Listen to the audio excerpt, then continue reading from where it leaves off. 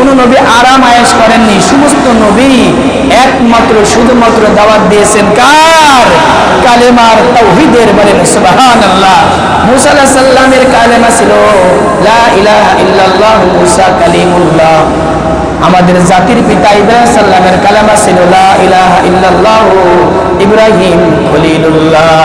আর আমার আপনার নবীর কালেমা ছিল লা ইলাহা ইল্লাল্লাহ মুহাম্মাদুর রাসূলুল্লাহ সাল্লাল্লাহু আলাইহি সাল্লাম। পৃথিবীর মুসলমান জাতির পিতা হচ্ছে হযরত ইব্রাহিম আলাইহিস সালাতু ওয়াস সালাম। এই যে হজ, এই যে কুরবানি, এটা কিন্তু ইব্রাহিম আলাইহিস সালাম থেকে আমাদের ভিতরে আসছে। ইব্রাহিম নবী পয়গম্বর, তিনাকে জাতির পিতা এমনি এমনি বলা হয় নাই, তিনাকে কয়েকটা পরীক্ষা দিতে হয়েছে। এই পরীক্ষায়, প্রতিটি পরীক্ষায় হযরত ইব্রাহিম আলাইহিস সালাম গোল্ডেন প্লাস পেয়ে লাভবান হয়েছে। এমনি এমনি তিনাকে জাতির পিতা, মুসলমান জাতির পিতা বলা হয় না। ইব্রাহিম আলাইহিস সালাম মুসলমান জাতির পিতা, আর যে পিতা থাকুক সব পিতা ভুয়া, কিন্তু মুসলমান জাতির পিতা হচ্ছে হযরত ইব্রাহিম আলাইহিস সালাতু ওয়াস সালাম, আমার আপনার জাতির পিতা। চিল্লাই বলেন সুবহানাল্লাহ। প্রিয় আল্লাহর বান্দারা, ইব্রাহিম আলাইহিস সালাতু ওয়াস সালামের জন্ম হয়েছিল বাবেল শহর, যেটাকে বলা হয় ইরাক।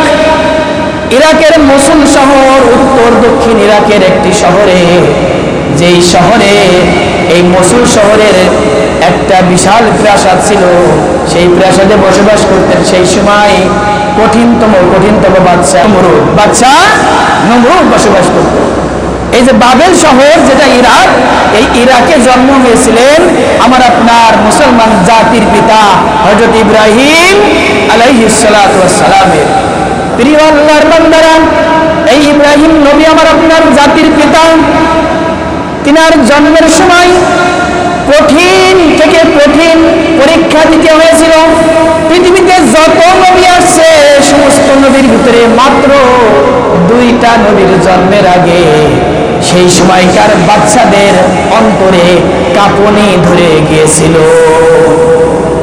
মাত্র 2টা নবী। কয়টা নবী?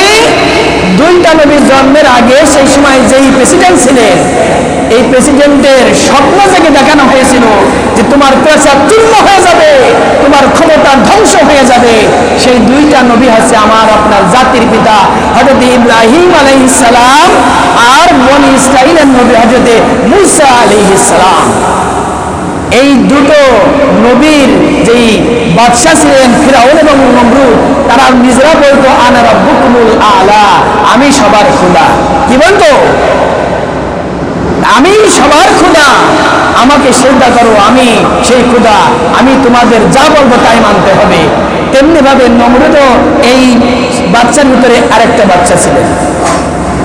এই নমরুদকে স্বপ্ন থেকে দেখানো হলো যে হে নমরুদ, তুমি যেই ইরাকের বাবেল শহরে তোমাদের রাজপ্রাসাদ গঠন করেছো এবং তুমি যে নিজেকে আল্লাহ বলে তুমি যে নিজেকে দাবি করো, তোমার এই প্রাসাদ, তোমার এই সবকিছুই একটা বড় পাথর পড়ে সবকিছুই চূর্ণ বিচূর্ণ হয়ে যাচ্ছে। এই ঘটনা শোনার পরে নমরুদ কি করলেন? তিনার যাজকদের ডাকলেন, গণক বলা হয়, যে আমি যে স্বপ্ন দেখলাম এই স্বপ্নের মানে ডাকি। গণকরা বলল এই স্বপ্নের মানে হচ্ছে অচিরে এমন এক সন্তান জন্মগ্রহণ করবে যেই সন্তান আপনার এই সমস্ত রাত প্রাসাদ ভেঙে শূন্য বিশূন্য করে দিবে, আপনাকে শেষ করে দিবে। কথা বলে ঠিক কিনা? এই সমস্ত কথা শোনার পরে নমরুদ জারি করে দিল ল জারি, 144 ধারা জারি, যে আজকের থেকে স্বামী স্ত্রী কেউ একসাথে থাকতে পারবে না, আলাদা আলাদা। বুঝতে পারছেন? এর নিজেও আলাদা থাকতো। তারপরেও আল্লাহ তাআলা এই অনেক বড় ঘটনা, এরই ভিতরেই আল্লাহ রাব্বুল আলামিন ইব্রাহিম আলাইহিস সালামের পিতা ছিলেন আজহার। তিনি ছিলেন নমরুদের 1 নম্বর সহসার গভর্নর এবং খুব ধর্মগুরু। তিনার মাধ্যমে তিনার মায়ের পেটে ইব্রাহিম আলাইহিস সালামকে আনছিলেন। তিনি কে? আল্লাহ তাআলা ইব্রাহিম আলাইহিস সালামের জন্ম হয়েছে কিন্তু একটা সংরক্ষিত গুহার ভিতরে। কিসের ভিতরে? গুহার ভিতরে। কেউ জানতো না। আল্লাহ তাআলা যাকে ইচ্ছা করেন তিনার মঙ্গল দেন, তিনার বরকত দেন, ঠেকানোর কেউ নাই। আছে নাকি? সুতরাং আমরা সেই ইব্রাহিম আলাইহিস সালামের জাতি, আমরা যদি ইব্রাহিম নবীর মতো ঈমান থাকে, আমাদের ভিতরে সেই ইসলাম থাকে, আমাদের ভিতরে সেই কোরআনের ধারক বাহক থাকে, আল্লাহ তাআলা আমাদের এরকম বিপদে আপদে রক্ষা করে আমাদের বিজয় দিবেন। কথা বলেন ঠিক কিনা? প্রিয় আল্লাহর বান্দারা, ইব্রাহিম নবীর জন্ম হলো, তারপর তিনি লালন পালন হলেন। দেখুন, ইব্রাহিম আলাইহিস সালাতু ওয়াস সালাম যিনি জন্মগ্রহণ করার পরে তিনি তো লালিত পালিত হওয়া শুরু করলেন। কিসের? কোথায়? নমরুদের রাজপ্রাসাদে। রাজপ্রাসাদে লালিত পালিত হলেন। তিনি দেখলেন তিনার পিতা কি করছে? মূর্তি পূজা করে। আল্লাহ তাআলা সূরাতুল আনআম 7 নম্বর পারা 16 নম্বর সূরা বলছেন, ওয়া ইয ক্বালা ইব্রাহিমু লিআবিহি আযারা আতাত্তাখিযু আসনামান আলিহা ইন্নী আরাকা ওয়া কওমাকা ফি দালালিম মুবিন। আইযা ক্বালা ইব্রাহিম লিআবিহি আযারা, ইব্রাহিম সাল্লাম তার পিতা আযারকে বললেন, হে আমার পিতা, আমি দেখছি আপনারা যে মূর্তি পূজা করেছেন, ইন্নী আরাকা ওয়া কওমাকা ফি দালালিম মুবিন, এরা তো আপনার কিছুই করতে পারে না, না ভালো না মন্দ, আপনারা প্রকাশ্যে গুমরাহির ভিতরে আছেন। ওয়াকাযালিকা নুরি ইব্রাহিম মালাকুতাস সামাওয়াতি ওয়াল আরদি।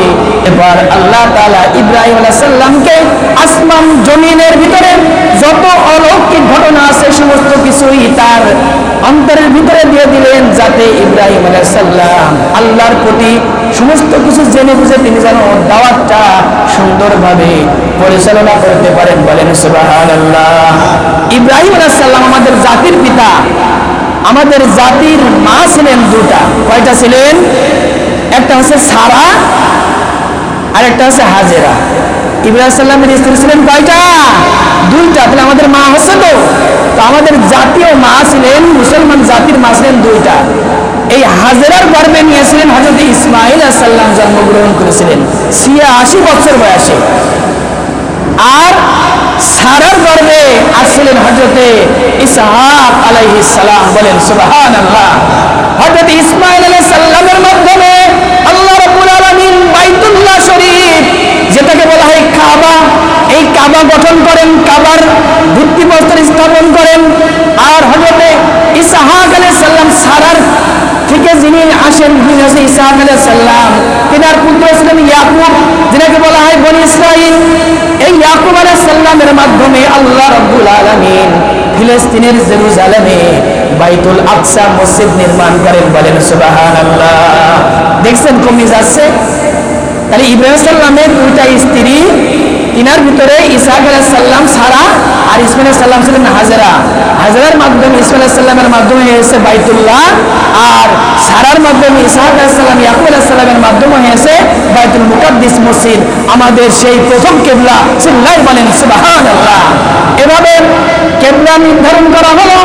আল্লাহ রাব্বুল আলামিন ইব্রাহিম আলাইহিস সালামকে বললেন, হে ইব্রাহিম, তুমি যা কাজ করো, তোমাকে আমি এই কাবা শরীফ গঠন করার জন্য অনুমতি দিলাম। তোমাকে 3টে কাজ করতে হবে। 1 কাজ রাজমিস্ত্রি, 2 কাজ তোমাকে ঝাড়ু দিতে হবে, 3 কাজ তোমাকে আযান দিতে হবে। মরুভূমির ভিতরে তোমাকে কাবা গঠন করতে হবে অমুক জায়গায়।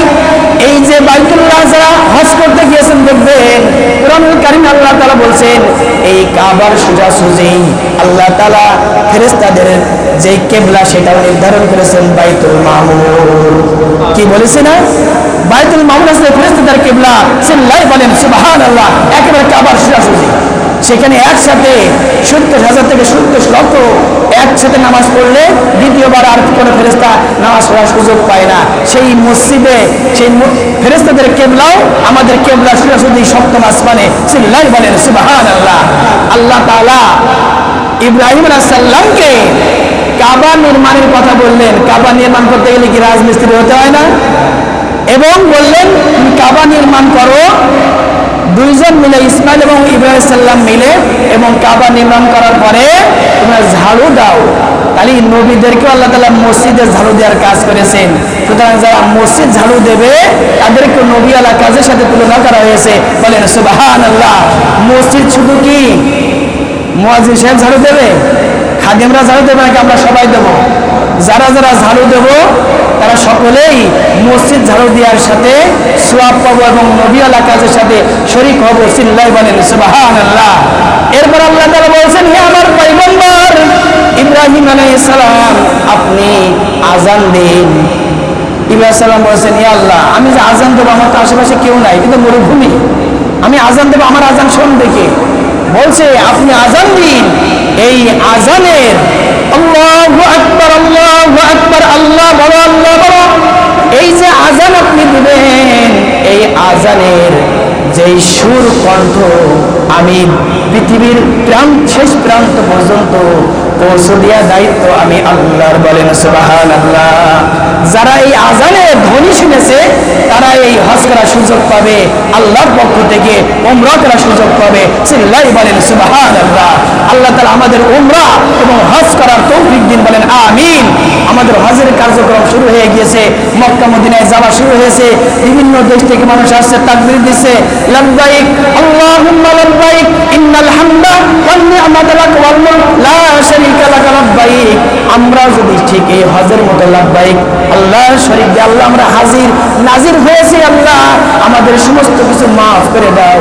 আল্লাহ তাআলা এই হাজীদের সাথেও আমাদেরকে মাফ করে দিন, কবুল করুন। বলেন আমিন।